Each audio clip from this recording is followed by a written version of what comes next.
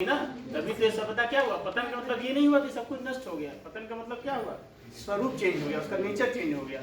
हड़प्पा सभ्यता क्या थी, नगर से क्या हो गया, ग्रामीण में परिवर्तित हो गई। ठीक है ना, क्लियर। तो उसका कारण क्या हुआ, उसका कारण बहुत कुछ था। उसका कारण ये भी हो सकता है, ठीक है ना, क्रमिक पतन भी हो सकता है आकस्मिक भी हुआ रहा हो, क्योंकि हमें रिटेन एविडेंस तो प्राप्त नहीं है, तो हम एक अनुमान तो लगा सकते हैं। किसने दिया है देखिए यहाँ से। क्या चीज, फेयर सर्विस। फेयर सर्विस मैं बोल दे रहा हूँ। फेयर सर्विस ने क्या क्या कहा, उन्होंने कहा कि ये ग्रेजुअल ओरिजिन बताया उन्होंने, कि पहले क्या हुआ, हड़प्पा के पूर्व उन्होंने बांटा, ठीक है ना। फिर क्या कहा, अर्ली हड़प्पा, फिर क्या कहा, डेवलप हड़प्पा, ठीक है ना। 6000 से 3500 क्या था, प्री हड़प्पा, यानी हड़प्पा से पहले का समय।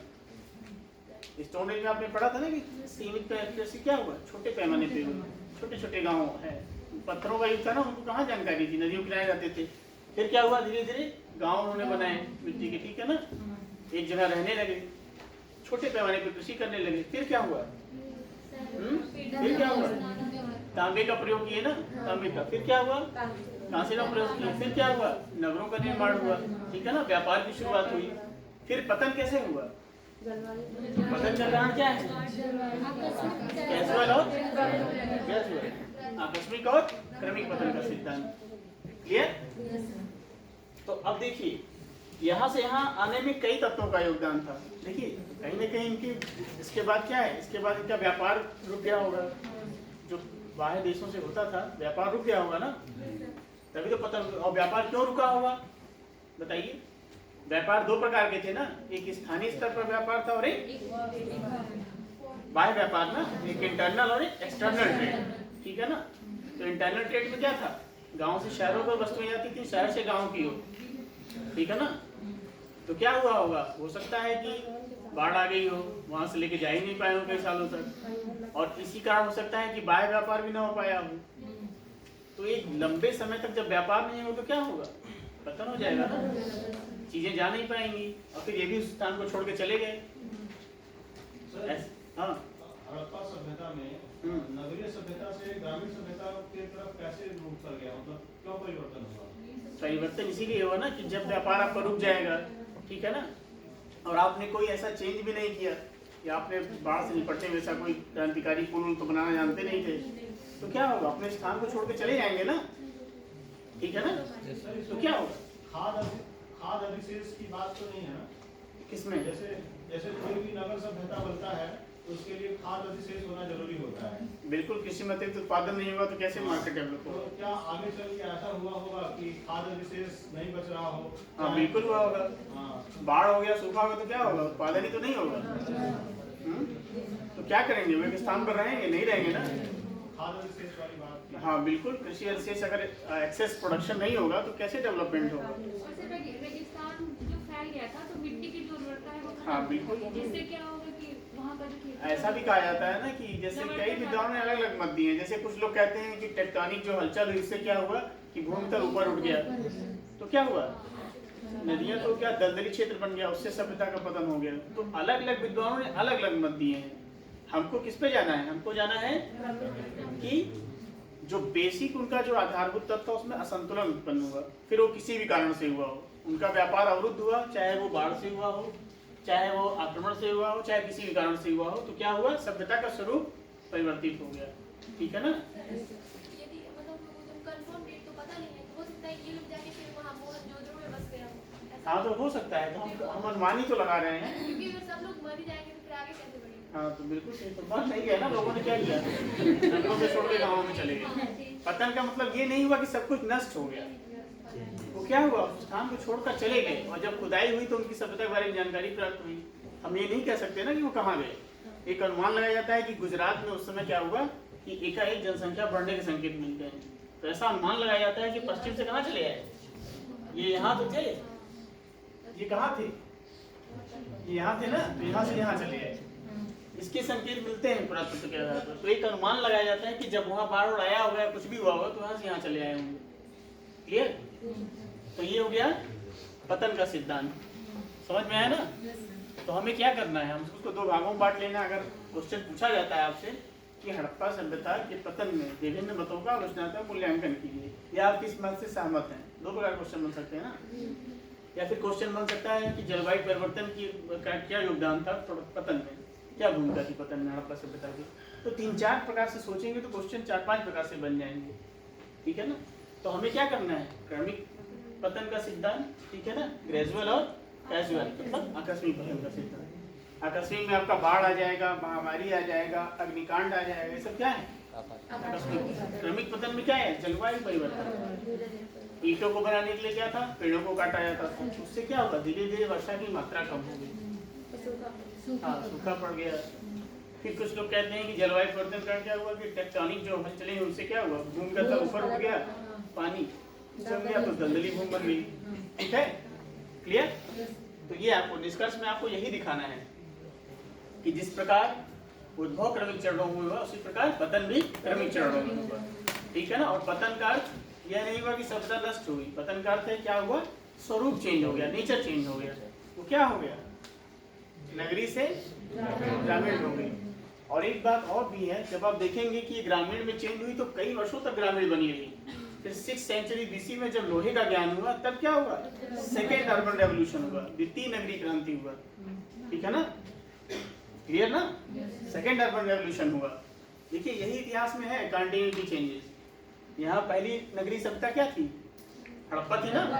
दूसरी कब आई, 6th सेंचुरी BC में जब लोहे का ज्ञान हुआ। तो फिर क्या हुआ, फिर वो क्या हुआ, विशेष उत्पादन हुआ, फिर वो नगरीय सभ्यता में आए।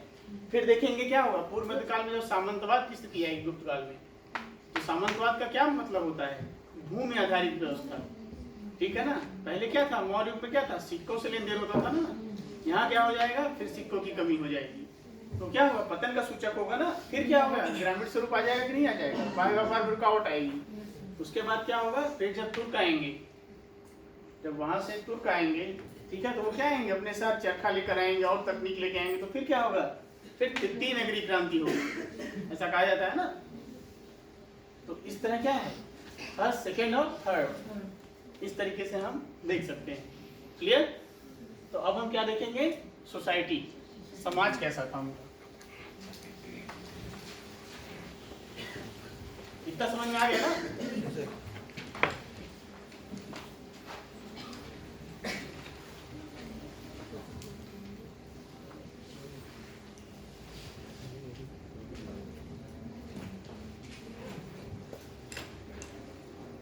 देखिए कोई भी समाज हो, हमेशा देखिए 4-6 बिंदु होते हैं, उसी पे किसी भी समाज का इतिहास में है तो लिख सकते हैं।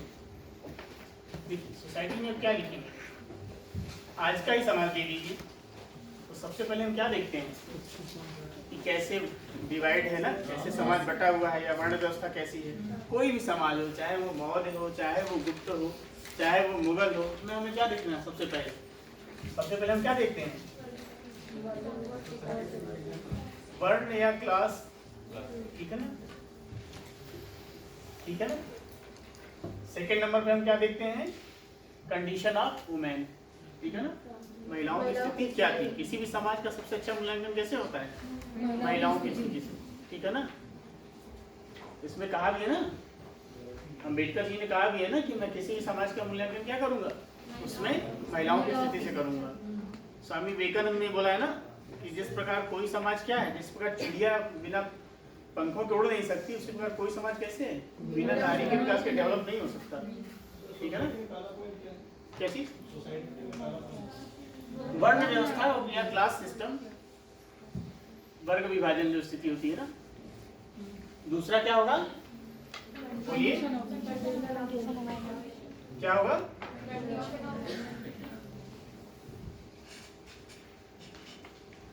क्लियर। फिर क्या होगा, रीति रिवाज, खान पान, परंपरा जो होगी, ठीक है ना। क्या लोग समाज में खाते पीते हैं, ठीक है ना, वेजिटेरियन है कि नॉन वेजिटेरियन है, ये सब भी तो आता है ना समाज में। हाँ, तो क्या कहें, फूड सिस्टम कैसा है उनका, कह सकते हैं कि नहीं कह सकते हैं,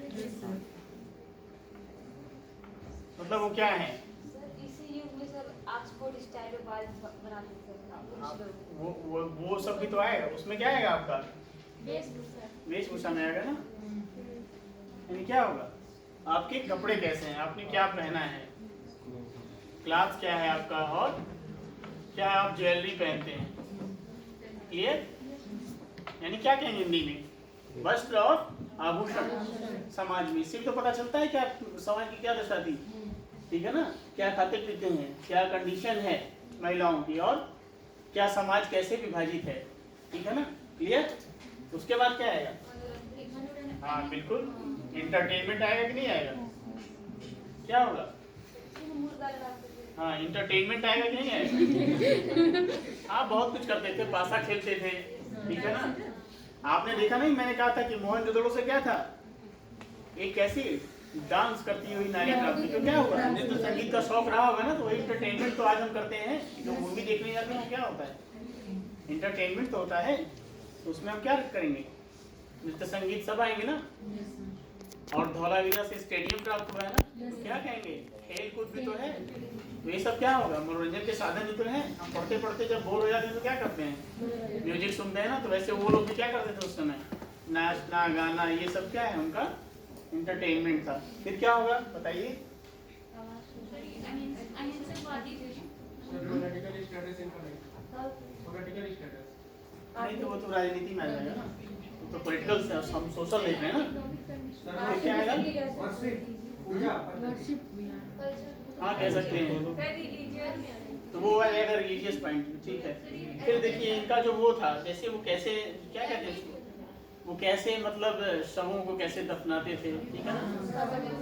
और घर के आंगन में दफनाते थे और कुछ सब हाँ जंगलों में छोड़ तीन देते प्रकार का था, जैसे एक पूर्ण होता है कंप्लीट, उसमें क्या होता है हम जला देते हैं, और जंगलों में भी छोड़ देते और एक क्या होता था कि आंशिक होता है, क्या होता है पूर्ण कंप्लीट, मतलब होता है कि जैसे दफन करने की प्रक्रिया, ठीक है ना। और सर पूर्वजों को पूजा करते थे। नहीं मतलब तीन ही प्रकार का होता है ना, एक कंप्लीट होता है, जैसे हम क्या होता है, जैसे ईसाई में मुस्लिम में क्या होता है, दफना दिया जाता है ना, जी हिंदू में क्या होता है, जलाया जाता है ना। तो क्या कहेंगे उससे हम, पूर्ण अंत्येष्टिकरण, पूर्ण समाधिकरण और इनकम्प्लीट। इनकम्प्लीट में क्या होता है, फेंक दिया जाता है, तो क्या होता है जानवर खा लेते हैं तो उसे कहा जाता है। तो इस प्रकार का क्या था, हड़प्पा सभ्यता में भी था, ठीक है ना। तो क्या कहेंगे,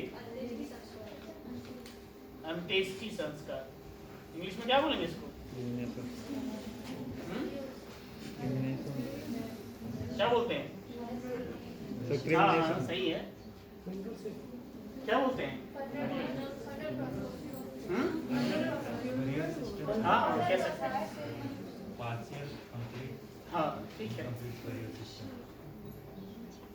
BURIAL ब्यूरियल सिस्टम, ठीक है ना।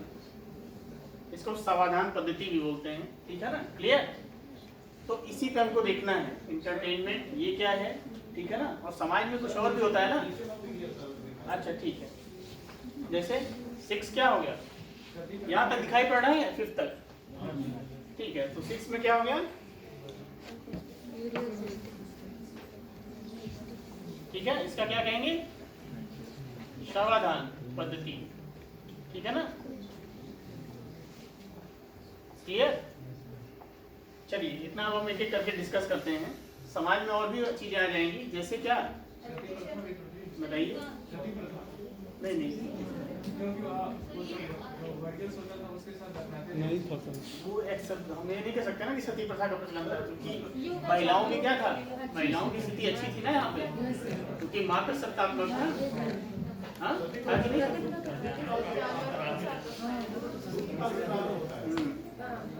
नहीं सती प्रथा का ये कोई साक्ष्य नहीं प्राप्त हुआ है। हालांकि एक जगह मिला है, जैसे कालीबंगा से और लोथल का युग्मित समाधियां प्राप्त हुई हैं, लेकिन हम ये नहीं कह सकते ना कि मतलब एक जैसे वही व्हीलर वाली बात हुई कि 38 नरकंकार प्राप्त हुए तो हम बाह्य आक्रमण मान लें, तो कैसे मानेंगे। अगर 10,000 की जनसंख्या है 5,000 की, उसमें कुछ लोगों पर गहरे चोट के निशान है, तो क्या आप मान लीजिए बाह्य आक्रमण हुआ है।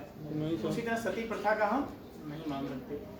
जैसे अब जैसे एंटरटेनमेंट कैसे हम मान लेते हैं कि उनको गाने बजाने का शौक रहा होगा, क्योंकि मूर्ति प्राप्त हुई इस तरीके की, ठीक है ना।